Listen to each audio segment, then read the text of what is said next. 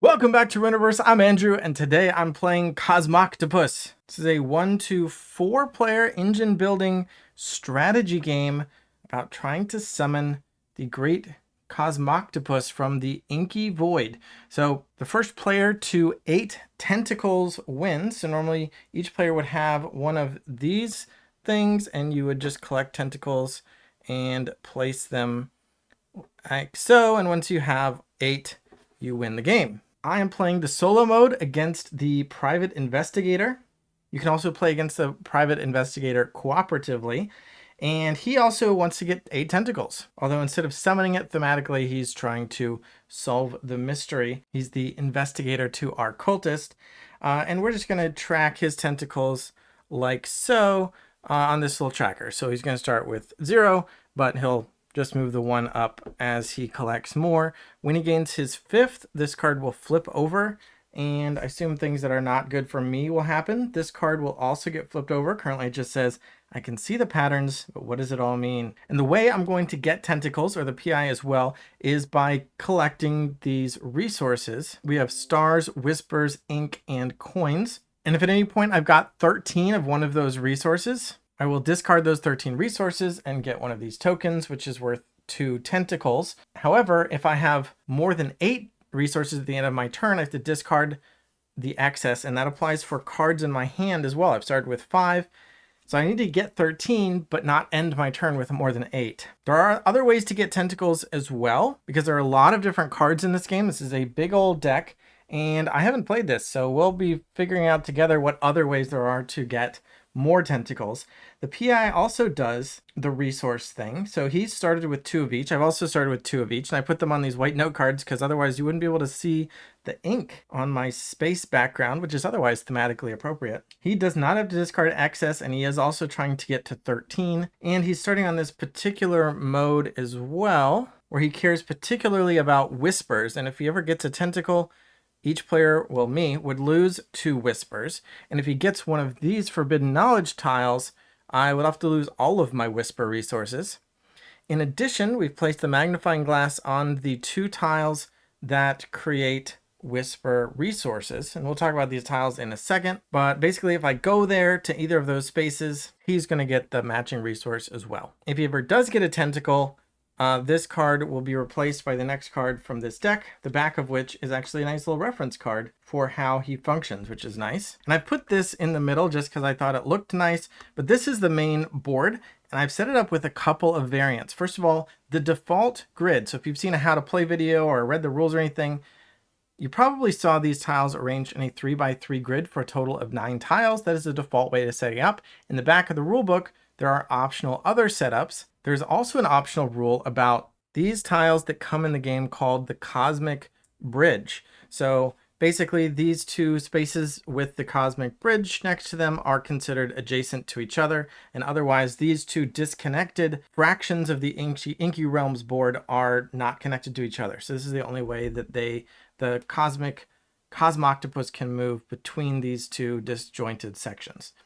Cosmoctopus always starts on this particular tile. This is one of the 8 default starting tiles that is used in every game. There are also 4 special tiles. Usually you only use 1, and it would be in the center of that 3x3 grid. But on this particular setup, you use 2. So I happen to put 1 here and 1 here, and I use dice at the beginning of the game to completely randomly set up this board, including the locations of the Cosmic Bridge. So here's a closer look, and you can see the Cosmoctopus better as well at one of the 2 sides of our Inky Realm. This is where the Cosmoctopus is trapped, and we're going to be trying to perform rituals to get it to enter our realm. And on each of my turns, or on a multiplayer game on each player's turn, you would move the Cosmoctopus to an adjacent space. So in this case, I could go from here to here, or I could go from here to here. What I could not do in any way, since the Cosmoctopus is starting in this space, cannot activate this space on that turn. So they're kind of like there are 2 options. However, there's an extra multitude of options, which is for each resource you're willing to give up, you can move the Cosmoctopus an additional space. So if I spent 1, instead of going here, I could go to here. Or by spending 1, instead of going here, I could go to here and just skip over this one. Or by way of the Cosmic Bridge, I could move over to the other side as well. So you can move farther than one space in one turn. You just have to pay for it. However, you will activate only the space the Cosmoctopus ends up on, and that applies for these magnifying glasses as well. If you skip over a space by spending resources, the PI doesn't get any benefit from the space you skipped over. Also, when you're playing with the Cosmic Bridge variant, you have the ability to discard a card to move the Cosmic Bridge token to any other tile.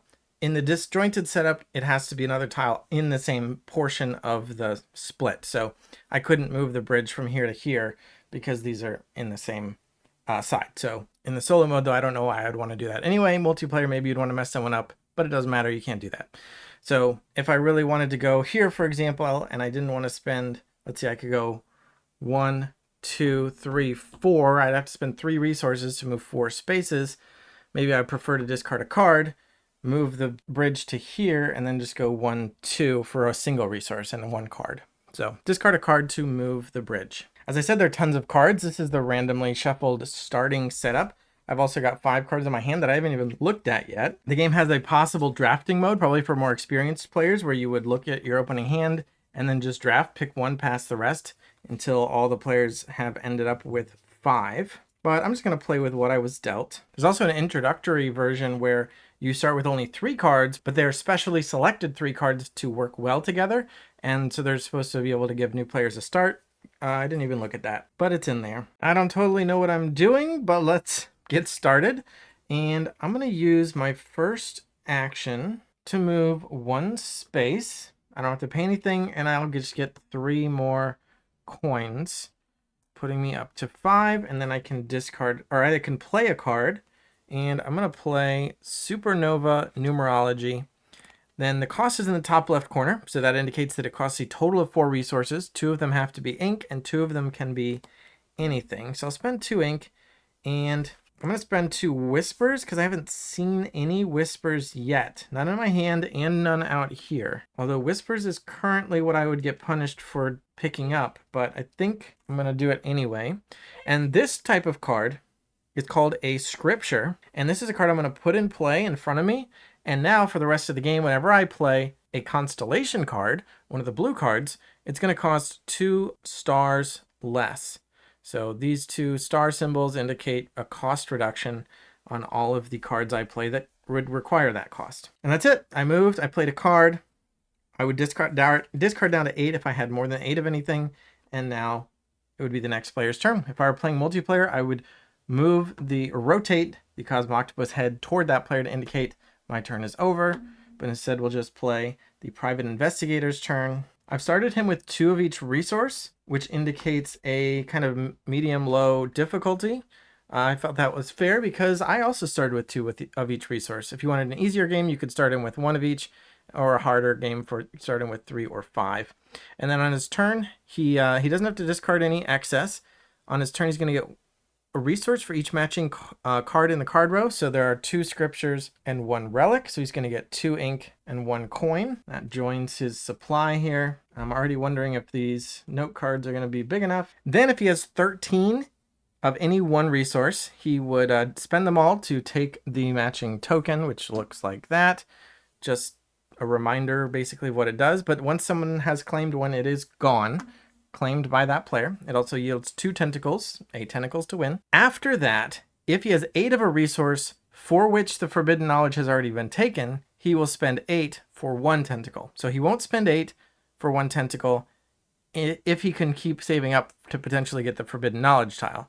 But if the tile's gone, he'll go ahead and spend it. It doesn't say that on this card, but this is just a reminder. And then if he's gained tentacles or something, other stuff happens. So if there were, right now well, basically I just need to keep this card row moving, because if I leave these 2 black cards out for a while, his black resources are going to build up quickly. So it's back to my turn. My blues cost 2 less now. I guess I'm going to move 1 space to here and collect 3 stars. Go up to 5 of that. No, wait. Oh man, the sequencing on this. Okay, I'm going to spend a star to skip this space and go down here, which is take all cards of the same type. And I'll take both of the scriptures. So I feel like their cost reduction could be nice. Those are immediately replaced. And those are both constellations. Incidentally, I'm about to play a constellation of my own, which is the Gem Wheel Phantasm. Costs 3 blue and 2, but I cost 2 blue less. So 1 blue and 2. And this is a constellation card, so this is a different type of card. You can see 4 resource icons in the middle of the card. They need to be filled in a particular order. And in this case, it always starts with the top left. So whenever next time I collect any of stars, I can choose to put one of them on this card. After that, because it's connected by arrows to Whisper and Coin, next time I gain either of those resources, I can choose to put one on the appropriate spot. Once I've collected one of those, one of the arrows will be pointing at the ink, and then when I collect some ink, I can fill in the ink space. And once I've collected all 4 resource types and save them on this card, the constellation will be complete, and I get what's at the bottom, which is 1 tentacle, which is 1/8 toward winning the game. And I would move the Cosmoctopus directly to the indicated space, which is this one. From wherever it is in the inky blackness, it would move over to this space, and I would get that bonus, which is 1 star, and draw 1 card from the card row. But for now, this is just going to go in front of me, and it is a little quest for me to go on. And the private investigator will now get 2 stars and a coin. So we split up his goal a little bit. And I guess I will go ahead and go back there, collect 3 stars, and put one of them to get started on my Gem Wheel Phantasm. And then I would like to play a Warped Fountain Pen, which costs 3 coins and 2 of anything. So that's going to wipe me out. But now whenever I gain ink, I will gain 2 more ink. I feel like I'm going to run out of room quick. Maybe I can put my resources here. The PI will get 2 more stars and another coin because I didn't move the card row at all. I'm just going to go back to coins, not because I'm like excited about it, but because I can put one of them on my constellation. Now I can afford to play this Nixel Prep Omnibox, but I don't know if oh no, I can't even afford it because I just have the 2. And this would cost me 3, so I can't even play it. I wasn't sure I wanted to because it's kind of a weak effect. And I might be able to use this card to discard it later to move a portal around, or I might need those 2 resources for something else, but it's not even an option. What is actually an option, you can discard a card to reduce the card's cost by the matching color. So I believe I can afford the 2 coins.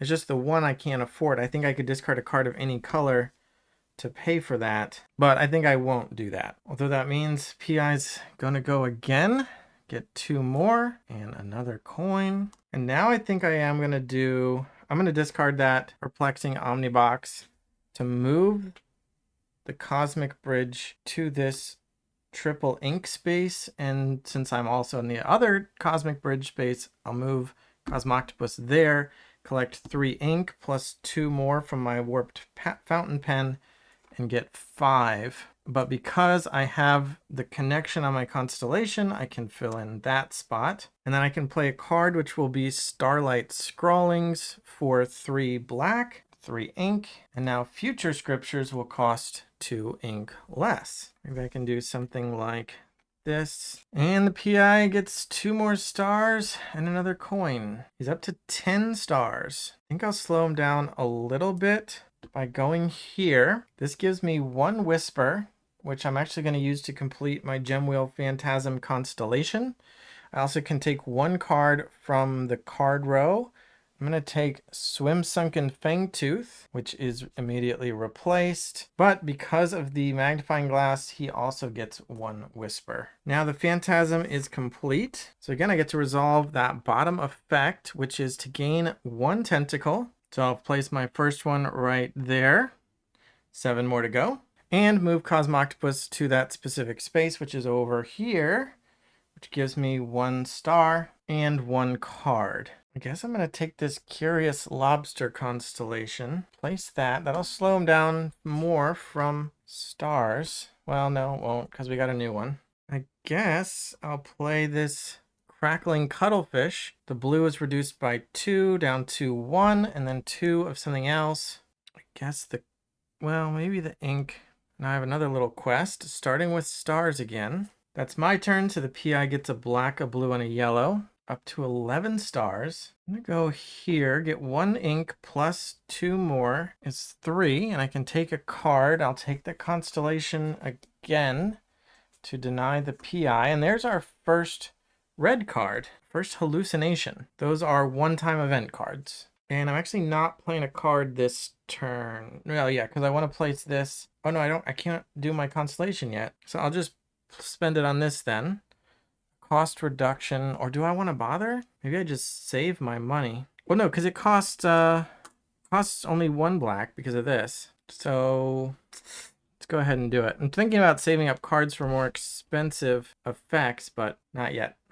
All right, black, red, and yellow for the PI. It's up to 9 coins. Now my hand is just 3 expensive constellation cards. Costs 10, 10, and 8. -2 is 8, 8, and 6. I think I can play one if I pitch the rest of my hand. I don't know if that's worth it. I think I need ways to get a lot more resources. Like I need engine building cards that make resources because I'm jumping through hoops to make them and then spend them. The fountain pen is nice, so maybe I should be gaining ink as often as possible. So maybe I do this. Discard a card to move the portal, move the cosmic bridge to my current space, and then move to the adjacent other ink space, which will give me 5 ink. Now I can't play a card or pick up a card, but maybe that's okay. So red, black, yellow for the PI. He's building up, and I feel like it's going to be dangerous because everything is going up. I'm keeping them all under 13, but once the floodgates break, it's going to be bad for me. Well, I guess that 13 of each represents actually 8 tentacles, because if he beats me to all 4 of the forbidden knowledge tiles, that is 8. So I've got to at least take one of those forbidden knowledge or prevent him from ever getting the one that I don't get. And if he does take one, then or if either of us takes one, the threshold for him to claim a tentacle is down to 8. But that's a better rate than 2 tentacles for 13. So, whew. Well, now I have some resources to spare to help me tribute, which is when you pay resource to move extra spaces. So I'm wondering if I go 1, 2, 3 to pay 2 for that. But I get 3 stars. And then I can play a card, and I want to play this curling crab claw, which is going to cost me 5 stars. -2 is 3 stars, which I have now. And 3 of anything, which can be more ink. And now I've got another constellation. I can work on 2 at a time. Oh no! I skipped an opportunity to put the blue on the cuttlefish, because you always have to place on the top left symbol first, regardless of the arrows. The arrows lead you down the path to what you can place next, but it's always the top left one first. And this would have been an opportunity to place a star here, but then I wouldn't have been able to afford this. So I think I have, oh no. I think I have to leave it like that. No, you know what? No, I'm going to discard this card, the last card from my hand, and pay for that extra star so that I can start this constellation. Another black, red, yellow over here. It's now at 11 coins, which is the same as the number of stars he has. So for this constellation, I can do red, yellow, or black next. I have to do them all, but I can do them in any order. This one needs to start with black though, because that's the top left symbol there. Top left is ink, so I have to do ink first. From there, I can go coin. After coin, I can do whisper and star in any order. So ink would be nice this turn. So let's pay an ink to skip 1 space and go here, get an ink back, plus 2 more because of the pen, and place those on our constellations. I also get to take a card, and I'm wondering if I want to take the yellow card, the relic, because he's getting high up there. Sure. And replace it.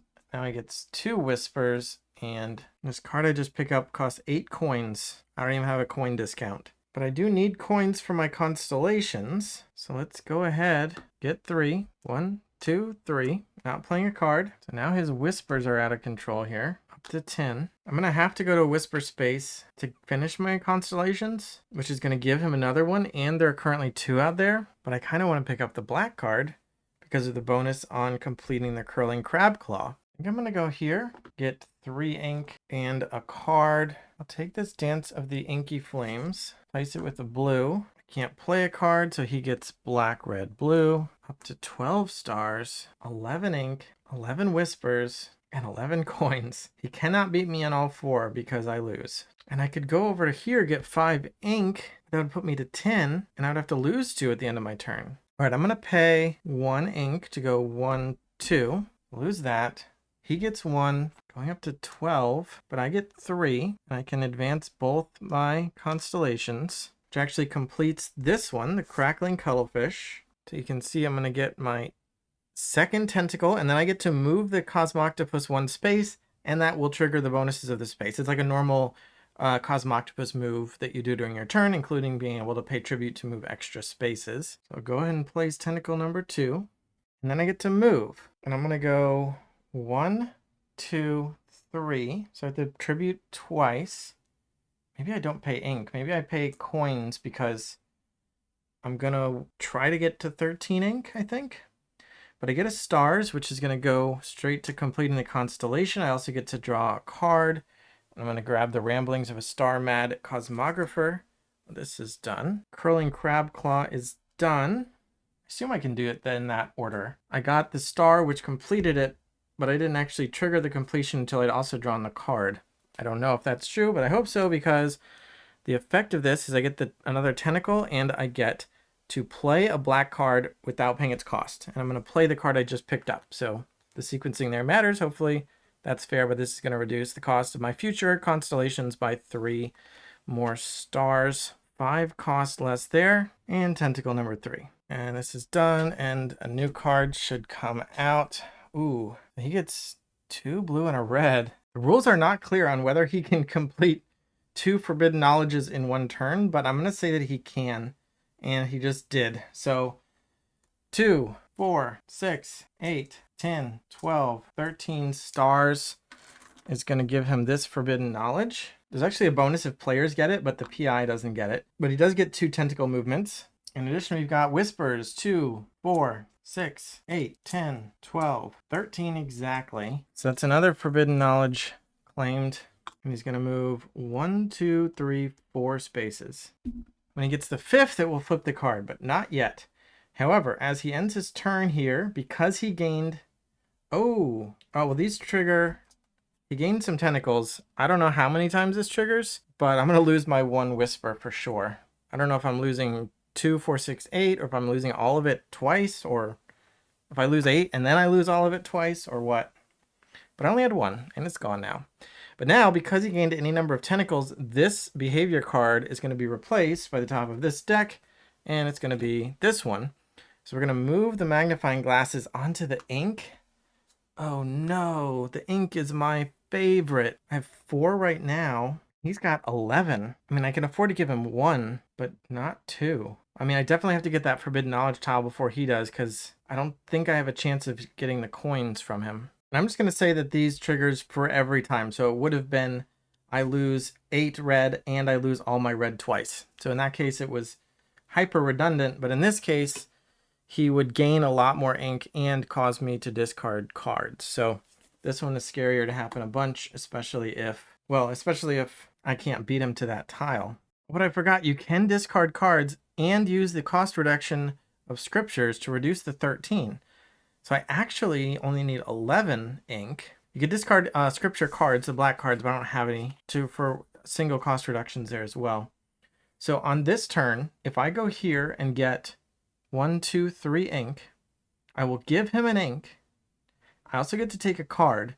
And if that card is a scripture, that would be very bad for me, because that would be the 12th, the one is I gave him, and then the 13th he would get on his turn, and I'll be screwed completely. So I assume there's about a 25% chance of that happening. But unless I had 2 black cards, I just don't think there's another thing I could possibly hope for. So I'm going to go here this turn, hope that he doesn't win, or hope that he doesn't get a black card there. And then next turn I can go here. I'll give him another ink, but I will get to be able to afford the black forbidden knowledge. That's what we're hoping for.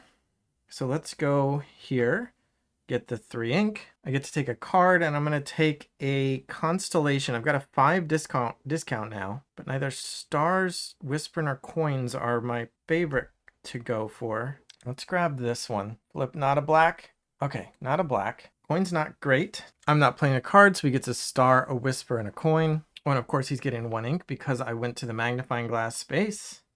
Puts him at 12, but now it's my turn. And I can use the bridge to go over here. He gets another one, which is his 13th, but it's not his turn. I get 5, which puts me up to 12, but with a cost reduction of 2, I actually get to keep 1 ink and claim this forbidden knowledge, which gives me 2 tentacles here and here. And when a player gets forbidden knowledge, you get to take the matching card. In this case, it is a Twisted Prophecy, which costs 0. So all 4 of them cost 0. And the effect of this is it reduces generic costs by 1, which is nice. It does not reduce the colored costs, but it'll reduce all the generic costs. All right. I haven't even looked at those. Oh, I don't get to play it yet. Well, it doesn't play automatically. But I think the triggering the Cosmoctopus and everything actually happens at any point when you have 13. So I actually went here, spent the 13, got the Forbidden Knowledge, and then I get to play the card this turn, and I can have that be the Twisted Prophecy. So I will play it now. Go to the PI, who gets blue, red, yellow again. It's actually 13 yellow now. So at the end of his turn, he's going to get 2 more. 13 yellow, he gets this. I think I'm falling behind here. We have to flip this over to go to the 5th and then 6th. This also flips over. And let's see, I haven't read this before. It says, I'll never forget what I've seen. The hand limit for all players is permanently reduced from 8 to 5. All right, well, I have 3. If any player has more than 5, discard immediately. Okay, that's fine. However, it also will trigger this. He gained 2 tentacles and Forbidden Knowledge. So I don't know. Does he get 2, 4, 6 ink? Because this is saying for every tentacle he got, he gets 2 ink. And for every Forbidden Knowledge he got, he gets 2 ink. And I have to discard a card. That seems excessive. But the rules say the active behavior card shows the currently investigated Inky Realm tiles and the effect it will resolve when the PI gains a tentacle or Forbidden Knowledge. Gained a tentacle, and gained Forbidden Knowledge. So I'm going to give him +6. I'll discard a card. I'm not too worried about losing this impossible tuning fork. It was impossible to play. But +6 -8 just means -2, which gives him another tentacle. Basically, he gets paid. Yeah, that's wild. He gets paid 6 ink for getting a Forbidden Knowledge. You know what? Let's not do it that way. Because the Forbidden Knowledge tile yields 2 tentacles. But let's say that's in lieu of, basically, if he got 8 of a resource here in step 3, he would get a tentacle. This does say 13 plus, get a Forbidden Knowledge and 2 tentacles. It's just a silly spiral. I might be cheating, but I'm going to give him only, I'm not going to give him 4 for getting 2 tentacles. I'm just going to give him the Forbidden Knowledge, which yielded 2 tentacles, but then 2 ink, and I discarded a card. Now he's got plenty though. 2, 4, 6, 8. He's still got 7, so I'm still 1 away from losing because that 8 is going to move it, which actually gives him 2 more. And yeah, that's just wild. It's just looping and he's just giving himself everything he needs to win again. It's kind of a coincidence that ink is the one that he had so much of. Let's just cheat a little bit more so we can keep playing another turn. Not going to give him that 2. Let's flip this behavior first and then give him that bonus instead, which probably doesn't make any sense in the rules.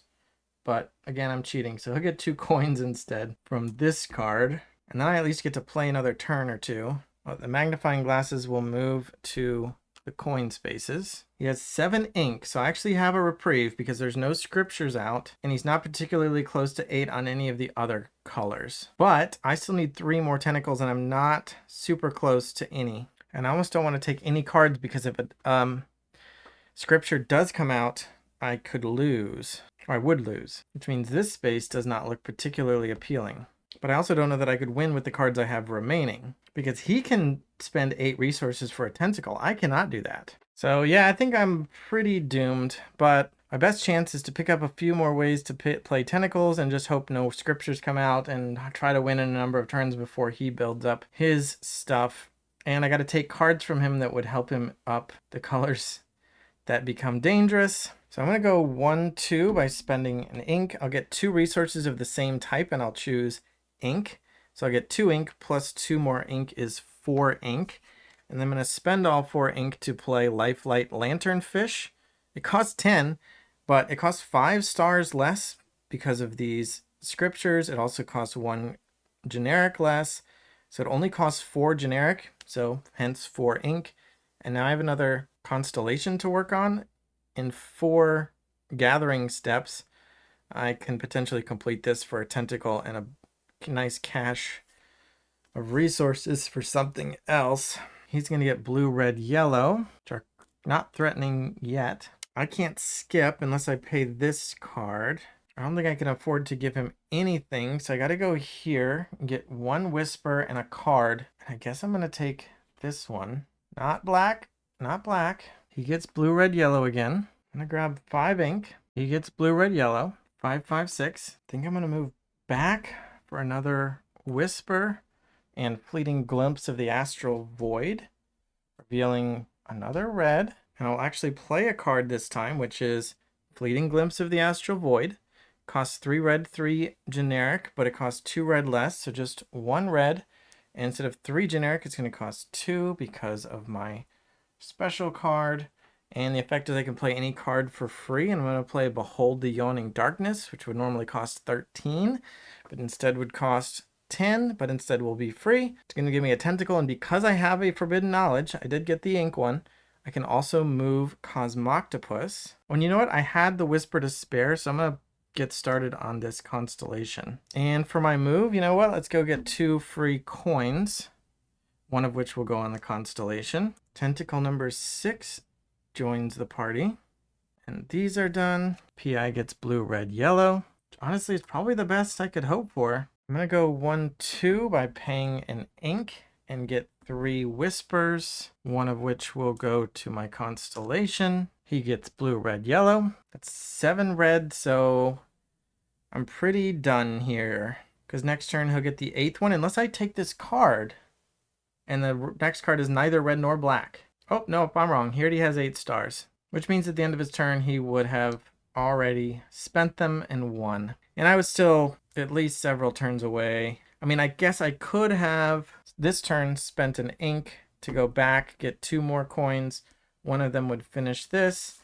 This would give me a tentacle and a bunch of resources, but that's still only 7 for me. And there you go. So this is not necessarily a recommended setup, certainly for your first game. I don't know if it's considered more difficult for solo, but I like the configuration. The basic grid would just be something more like this, just the 3x3, the special tiles in the middle, no bridges, and so all the movements would be kind of these orthogonal jumps. You can play with the bridges on the 3x3 as well as an optional variant, but that would just make things even easier. And another easier variant, again, would just be to have him start with 1 of each resource instead of 2. It seems like a minor difference. I gotta say, I really like the constellations. I haven't seen a mechanic quite like that. It's a quest, but all the quests work kind of the same, but they all are a little bit different, making you jump through different hoops. The bonuses make it feel worthwhile. A lot of times the bonus is a tentacle, but there's other stuff on there too. Chaining actions is probably the most fun part, and there wasn't as much action chaining as I would want. I feel the card that I got the most fun and value out of is just this Warped Fountain Pen for +2 ink. If I got a few more, like 1 or 2 more cards like that, I think that would have made a pretty big difference. Let's take a look at this other yellow relic card. This is a card that's super efficient for completing constellations. So any constellation that has coin requirements, the coin parts get automatically filled. So like this card would just be halfway done if you played this while this was in play, or if you played this afterward and you already had the Angler's Gaslamp. Just for the rest of the game, your constellation coins are free. So that's really cool. Here's the one I discarded. You immediately get to draw a card off the top of the deck when you play it, which is nice. But otherwise, it's just when you play when you earn a tentacle, you get to draw a card from the card row. I didn't know if that was going to be worth it for that steep cost of 9. See, I'm still liking the look of this fountain pen. Just +2 ink when you get ink. Just help me build up an engine. Cost reductions obviously were very valuable, especially once I got up to 5.